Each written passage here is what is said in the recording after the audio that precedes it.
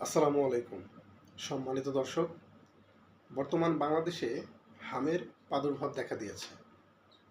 হামে আক্রান্ত হয়ে বিভিন্ন জেলা উপজেলায় শহরগুলোতে বিভিন্ন হসপিটালে ভর্তি আছে অর্ধশত শিশু। বর্তমানে 2026 সালের মার্চের সর্বশেষ তথ্য অনুযায়ী 38 জন শিশুর মৃত্যু ঘটেছে। 2020 সালের আমি 2020 সালের কথা বলছি, অর্থাৎ তখন থেকেই বড় পরিসরে কোনো জাতীয় হাম রুবেলা ক্যাম্পেইন না হওয়ায় এবং নিয়মিত টিকাদানে কিছু ঘাটতি থাকায় শিশুদের মধ্যে যে রোগ প্রতিরোধের ক্ষমতা তা অনেকটা কমে গেছে, যা এই প্রাদুর্ভাবের কারণ। বর্তমানে আপনারা একটা বিষয়ে খুব সতর্কতা থাকবেন, আমি সংক্ষেপে বলার চেষ্টা করছি।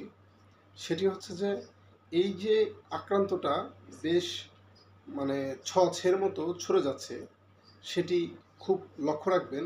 যেমনটা কোনো আক্রান্ত ব্যক্তি যদি বাহিরে অর্থাৎ তার আশেপাশে যদি সুস্থ ব্যক্তিগুলো ঘোরাফেরা করে, তিনি যদি হাঁচি বা কাশি এরকম কোনো কিছু দেয়, তখন ক্ষুদ্র ক্ষুদ্র কণাগুলো বাতাসে মিশে যায়, যার কারণে সেখানে আশেপাশে থাকা যারা সুস্থ ব্যক্তি তারাও কিন্তু আক্রান্ত হওয়ার সম্ভাবনা থাকে।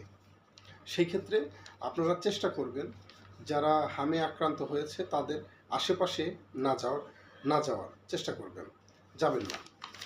আর একটা বিষয় যেটা অত্যন্ত সতর্ক থাকবেন, সেটা হচ্ছে যে প্রচণ্ড জ্বর, নাক দিয়ে পানি পড়া, কাশি, চোখ লাল হওয়া, 3-4 দিনের মধ্যে শরীরে লালচে দানা বা র্যাশ জাতীয় কিছু দেখা।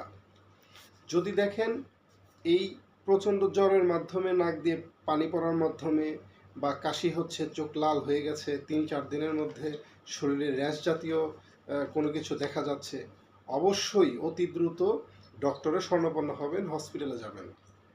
আমি অভিভাবকদেরকে বিশেষ করে অনুরোধ করব, আপনাদের শিশুদের অত্যন্ত সাবধানে রাখবেন, অবশ্যই যেন এই রোগে আক্রান্ত না হয়।